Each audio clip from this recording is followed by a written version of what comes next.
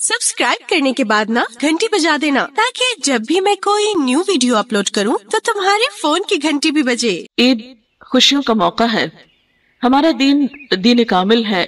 उसमें जिंदगी के हर पहलू के बारे में, हर चीज के बारे में बेहतरीन रहनुमाई दी गई है। खुशी का मौका हो या गम का मौका, शादी का मौका हो या आम काम कारोबार तिजारत का, हर मौके पर इस्लाम ने हमें बेहतरीन तालीम दी है। अगर हम सही मानों में उस तालीम को फॉलो करें तो हमारी जिंदगी से बहुत सी मुश्किलात दूर हो सकती हैं और हकीकी मानों में खुशियां हासिल हो सकती हैं। तो मैं चंद एक बातें सुन्नत के मुताबिक ईद मनाने के बारे में आपसे करूंगी। इसमें से बहुत सी बातें ऐसी हैं कि जो आपको पहले भी मालूम है, लेकिन मालूम होने के साथ ये है कि साल भर गुजरने पर बहुत सी बातें इंसान भूल भी जाता है या जहन से ओझल हो जाती हैं। तो इसलिए बेहतर होता है कि जब कोई काम करने लगे तो उससे पहले हम अपने आप को तैयार कर लें दोबारा से।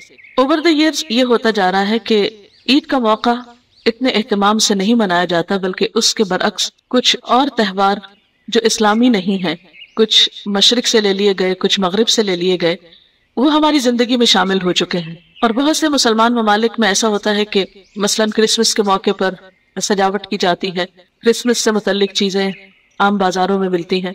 इसी तरह वैलेंटाइन डे को कुछ अरसे से बहुत ज्यादा अहमियत हासिल हो गई है, बसंत और भी बहुत से मौके। और उन सब के मुकाबले में जब ईद की बात आती है तो अमूमन कहते हैं बहुत बोर होती है ईद तो, और बहुत से लोग सोकर गुजार देते हैं या फिर रात के वक्त निकलते हैं, शाम के वक्त निकलते हैं।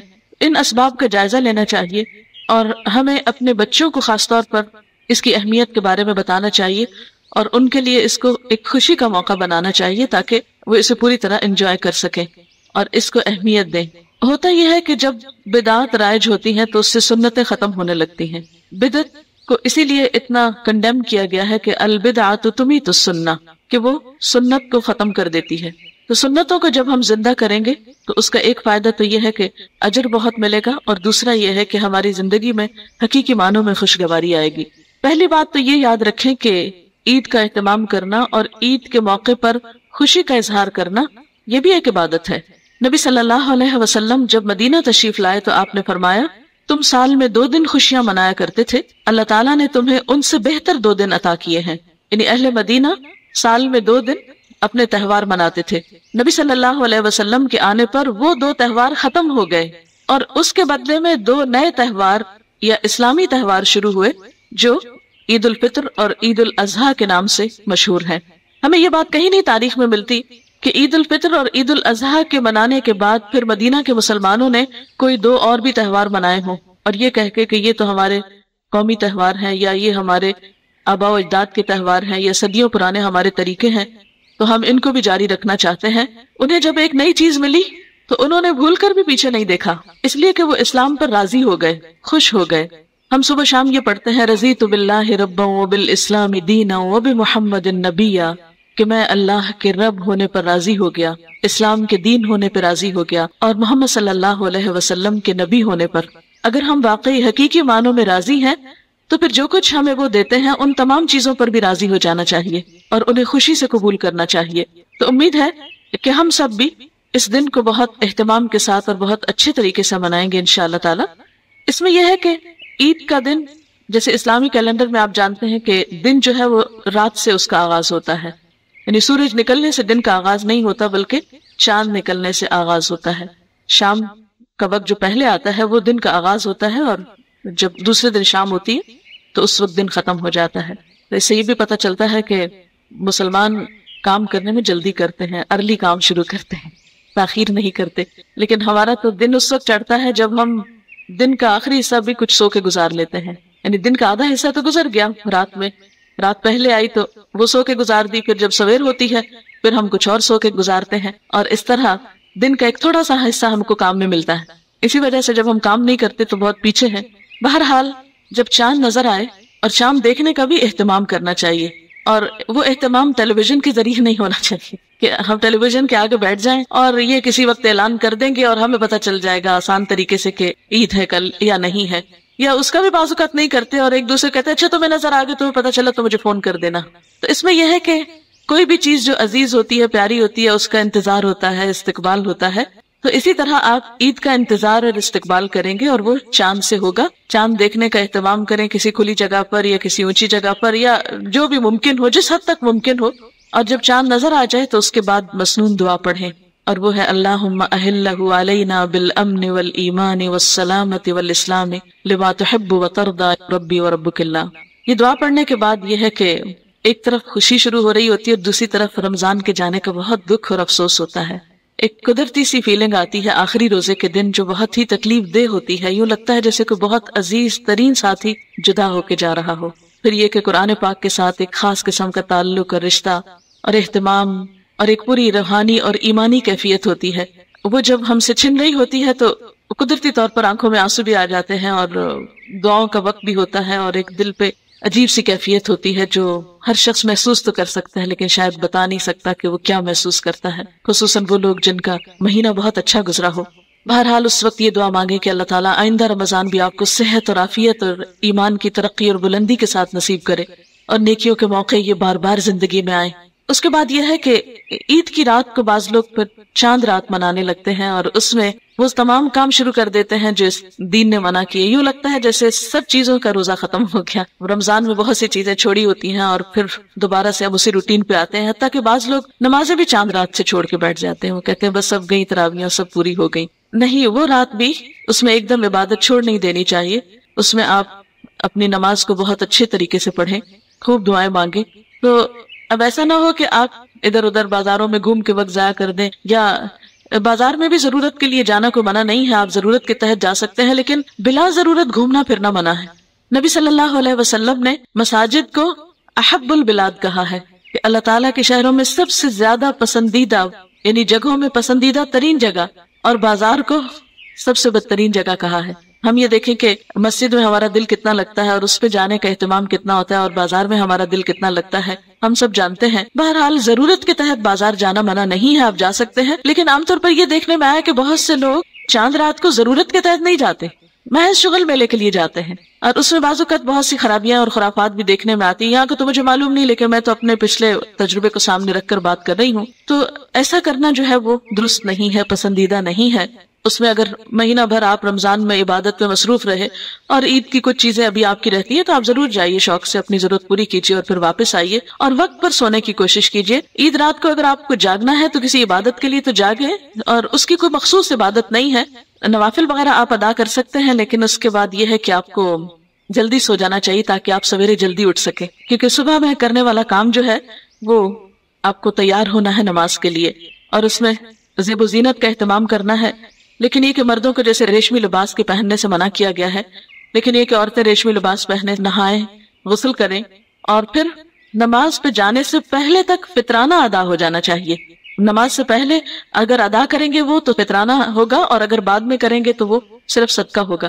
تو اس میں یہ ہے کہ آپ فطرانہ جو ہے اس کو ادا کرنے کا اہتمام کریں. بلکہ میں تو یہ چاہوں گی کہ آپ لوگ ابھی سے ہی اپنا فطرانہ نکال دیں تاکہ جن لوگوں کو ضرورت مندوں کو کھانا بھیجنا ہے آپ کو، یعنی اس میں بہتر تو یہی ہے کہ آپ اجناس میں سے کچھ بھیجیں، لیکن اگر نہیں تو پیسے کی شکل میں بھی مدد کی جا سکتی ہے. لیکن یاد رکھیے یہ غریبوں کا حق ہے جو انہیں وقت سے پہلے پہنچ جانا چاہیے کہ وہ بھی اپنے لیے عید کی کوئی خوشیوں کا اہتمام کر سکیں. بعض اوقات یہ ہوتا ہے کہ فطرانہ جیب میں ہوتا ہے اور آپ نماز میں چلے جاتے ہیں اور وہ رہ جاتا ہے، بھول بھی سکتے ہیں. تو اس بھول چوک سے بچنے کے لیے بہتر ہے کہ آپ اس سے پہلے ہی یہ سب کر لیں. پھر یہ ہے کہ نماز سے پہلے اس عید پر کچھ میٹھا کھانا جو ہے وہ مسنون ہے. نبی صلی اللہ علیہ وسلم عید الفطر میں نماز پر جانے سے پہلے طاق عدد میں کھجوریں تناول فرماتے تھے. اگر کھجور موجود ہو تو بہت اچھا ہے، 1 کھجور یا 3 کھجور یا 5 یا 7 جو بھی آپ پسند کریں، جتنا بھی کھانا چاہیں، لیکن آپ کا طریقہ یہی تھا. اور کھجور جو ہے بہترین میٹھا ہے، نیچرل. اس کے بعد یہ ہے کہ اگر کھجور نہ ہو گھر میں تو آپ کوئی بھی میٹھی چیز کھا سکتے ہیں، لیکن بالکل فاسٹنگ حالت میں نہیں جائیے، کچھ نہ کچھ کھا کر جائیے. پھر جب آپ گھر سے نکلیں گے تو تکبیروں کا خاص اہتمام کرنا ہے. جیسے آپ حج کے لیے جاتے ہیں، عمرہ کا احرام پہنتے ہیں، تو آپ ساتھ ہی کیا پڑھنا شروع کر دیتے ہیں؟ لبیک اللہم لبیک. تو بالکل اسی طرح جب عید ڈے پر آپ نکلیں گے تو نکلتے ہی ساتھ کیا پڑھیں گے؟ اللہ اکبر لا الہ الا اللہ واللہ اکبر وللہ الحمد. یعنی اللہ تعالیٰ کی حمد و ثنا آپ کریں گے اور اللہ تعالیٰ کی بڑائی بیان کریں گے. ایک اور تکبیر ہے اللہ اکبر کبیرہ والحمد للہ کثیرہ وسبحان اللہ بکرۃ واصیلا. پھر یہ کہ نماز کے لیے ایک راستے سے جانا اور دوسرے سے واپس آنا مسنون ہے. نہیں جب آپ گھر سے نکلے تو ایک راستہ اختیار کریں، جب واپس آئے تو دوسرے سے لوٹیں۔ پیدل جانا زیادہ بہتر ہے، لیکن سواری بھی ممانعت نہیں ہے، کیونکہ روایات میں آتا ہے کہ ہر گلی بازار کے کونے پر فرشتے کھڑے ہوتے ہیں اور وہ عید کے لیے جانے والوں کے لیے دعائیں کرتے ہیں اور ان کا استقبال کرتے ہیں۔ پھر اسی طرح یہ ہے کہ خواتین کو بھی عید کے لیے نکلنا چاہیے۔ اس میں بخاری کی ایک حدیث ہے، حضرت حفصہ بنت سیرین بیان کرتی ہیں کہ ہم اپنی لڑکیوں کو عید کے دن باہر نکلنے سے منع کیا کرتے تھے۔ پھر ایک عورت بصرے میں آئی اور بنی خلف کے محل میں اتری، میں اس سے ملنے گئی۔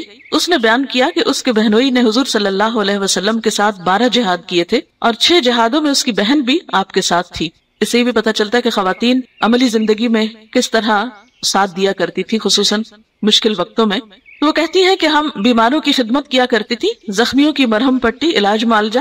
اس نے حضرت صلی اللہ علیہ وسلم سے عرض کیا، یا رسول اللہ صلی اللہ علیہ وسلم، کیا ہم میں سے کسی عورت کے پاس دوپٹہ یا چادر نہ ہو تو کچھ قباحت تو نہیں اگر وہ عید کے لیے نہ نکلے؟ یعنی اگر کسی کے پاس پورا لباس نہیں، کیونکہ زیب و زینت کے کپڑے پہن کر پھر اوپر بغیر جلباب کے یا چادر کے نکلنا جو ہے وہ درست نہیں، تو اس لیے خاص طور پر اس نے پوچھا کہ اگر کسی عورت کے پاس بڑی چادر نہیں ہے تو وہ کیا کرے، کیا وہ نہ جائے، کوئی حرج تو نہیں؟ تو آپ نے فرمایا کہ اس کی سہیلی اپنی چادر یا دوپٹہ اس کو پہنا دے، یعنی وہ کسی سے لے لے لیکن عید کے لیے نکلے۔ اور عورتوں کو لازم ہے کہ ثواب کے کاموں میں حاضر ہوں اور مسلمانوں کی دعا میں شریک ہوں۔ ایک دوسری روایت میں آتا ہے کہ آپ صلی اللہ علیہ وسلم سے سوال کیا گیا کہ اگر کسی عورت کو نماز نہ پڑھنی ہو تو کیا وہ بھی جائے گی؟ تو آپ نے فرمایا کہ ہاں، وہ نیکی کے کام میں حاضر ہوں اور دعا میں شریک ہوں۔ تو اس سے پتہ چلتا ہے کہ عید کے دن کی جو دعا ہے وہ کیونکہ اجتماعی دعا ہوتی ہے، بہت سارے لوگ اکٹھے ہوتے ہیں، تو اس دعا میں شریک ہونا۔ اور پھر آپ دیکھیں گے کہ عید کی حقیقی خوشی آپ کو وہ عید کا کراؤڈ دیکھ کے ہوتی ہے، وہ ایک دل کی عجیب حالت ہوتی ہے۔ اگر آپ نے پچھلی کوئی عید پڑھی نہیں نماز مسجد میں یا کہیں بھی جہاں اہتمام ہوتا ہے، اور اس دفعہ آپ پڑھ کر دیکھیے تو ایک واضح فرق ہوگا۔ جو خوشی آپ کو صبح نماز پڑھ کر ہوگی، دعا میں شریک ہو کر ہوگی، وہ گھر میں گھر کی صفائی کرتے ہوئے یا کھانے پکاتے ہوئے یا سوتے ہوئے ہرگز نہیں ہو سکتی۔ لیکن یہ یاد رکھیے کہ جب آپ عیدگاہ میں جائیں تو اس کے لیے جو اللہ تعالیٰ نے ایک مسلمان عورت کے لیے حجاب کی حدود رکھی ہیں ان کو پورا کرے۔ اس میں 2 چیزوں کا خاص اہتمام کرے۔ ایک تو یہ ہے کہ جیسا کہ آپ سب جانتی ہیں اور پیچھے سورۃ الاحزاب میں پڑھ بھی چکے ہیں کہ قرآن پاک میں اللہ تعالیٰ فرماتے ہیں، یا ایھا النبی قل لازواجک وبناتک ونساء المؤمنین یدنین علیہن من جلابیبہن، کہ اے نبی صلی اللہ علیہ وسلم آپ کہہ دیجئے اپنی بیویوں کو، اپنی بیٹیوں کو اور مومنوں کی عورتوں کو، یعنی سب اس میں شامل ہے، کیا کہہ دیجئے؟ یدنین علیہن من جلابیبہن، کہ اپنے اوپر اپنے چادروں کے پلو ڈال لیں۔ یعنی اس کا یہ مطلب ہے کہ گھر میں جو قمیص شلوار پہنتے ہیں وہ باہر کا لباس نہیں ہے، باہر نکلنے کے لیے آپ کو جلباب کی ضرورت ہے، جس کو آپ عبایا کہتے ہیں یا برقع کہتے ہیں یا گاؤن کہتے ہیں یا کچھ بھی، کھلی چادر ہو اس کو لپیٹیں، یا پھر آپ سی کر جیسے گاؤن کی شکل میں جو سہولت ہو کہ جس سے آپ سمجھے کہ آپ کمفرٹیبل ہیں، موومنٹ آپ کی آسان ہے۔ لیکن یہ یاد رکھیے کہ گھر کا ڈریس ایک مسلمان عورت کا اور باہر کا ڈریس جو ہے اس میں فرق ہے۔